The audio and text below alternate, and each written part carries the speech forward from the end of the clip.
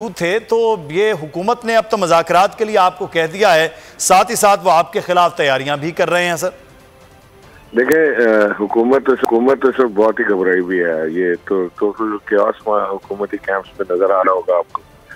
इस वक्त पूरी कौम इमरान खान के साथ खड़ी है और जिस तादाद में लोगों ने कल और आज शिरकत की है, इससे मालूम हो रहा है कि ये मजीद बढ़ती जाएगी ये स्ट्रेंथ। और जब तक हम इस्लामाबाद पहुंचेंगे तो एक अवाम का समंदर खान साहब के साथ होगा इंशाल्लाह।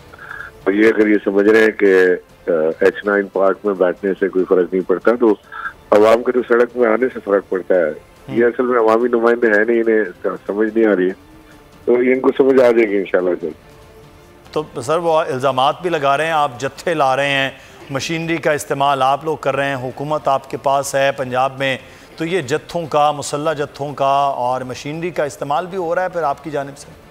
आपके सामने ही है, औरतें, बच्चे, ख़वातीन बड़ी तादाद में कल भी सारे दिन उसकी पिक्चर चलती रही हैं आपके ऊपर भी, सोशल मीडिया पर। और आपको मालूम है कि पाकिस्तान तहरीक-ए-इंसाफ वो यकीन रखते ही मुसल्ला कार्रवाइयों के ऊपर ये ज़बरदस्ती माहौल क्रिएट करने की कोशिश की जा रही है कि राना सनाउल्लाह की जो एक बीमारी की हद तक उसको शौक है ये टीयर गैसिंग करने का और जोर जबरदस्ती से हर चीज को काबू करने का, उसको प्रमोट करने की। तो इंशाल्लाह मैं आपको दोबारा ये बता दूं कि जब इमरान खान चूंकि एक बहुत बड़ा कॉज लेके चले, वो अवाम को हकीकी आज़ादी दिलाना चाहते हैं, हक़ रायदही की आज़ादी, अवाम की हुकूक की आज़ादी, अवाम के फैसलों की आज़ादी, के अवाम अपना फैसला खुद करें, भले वो जिसको भी चुने, जो भी मर्जी करें, वो फिर अवाम बताए कि जी वो उन्होंने कैसे पाकिस्तान को आगे लेके जाना है, फिर उसके खतुखाल ठीक करते हुए आने वाली हुकूमत उसको पाकिस्तान को आगे ले जाए। तो उस राविये से अगर आप इसको देखेंगे तो आपको नजर आएगा कि वाकई इमरान इस्माइल साहब एक चीज़ जो यहाँ पर है कि मीडिया लाइव आपकी कवरेज नहीं दे सकता और सोशल मीडिया में मुसलसल जो बंदिश है, जहाँ से आपके काफ़िले गुजर रहे हैं वहाँ पे इंटरनेट की सर्विस मुअत्तल है।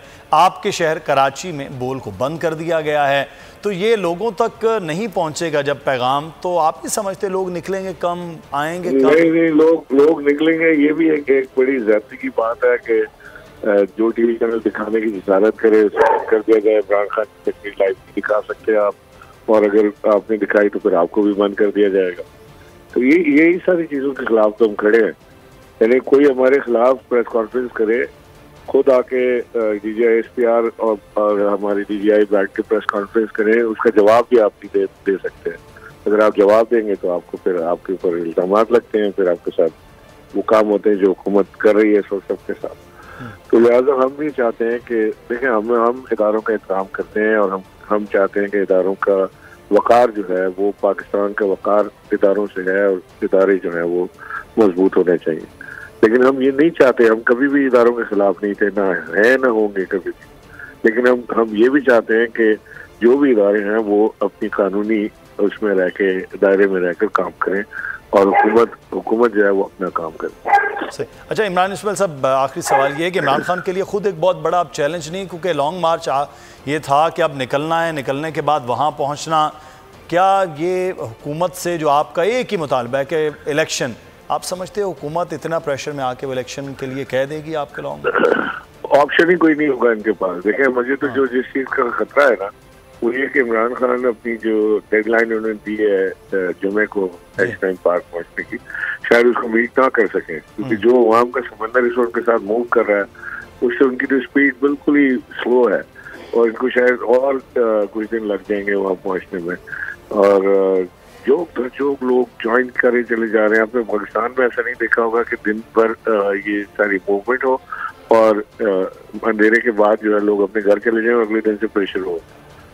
कोई पॉलिटिकल पार्टी काम नहीं कर सकती, तहरीक-ए-इंसाफ कर रही है और अब आप उसको रिस्पेक्ट। तो अब देखते हैं कि क्या सूरत हाल बनती। बहुत शुक्रिया इमरान इस्माइल साहब, आप हमारे साथ मौजूद हैं। हमें ब्रेक लेना है जी, नुमाइंदगान भी हमारे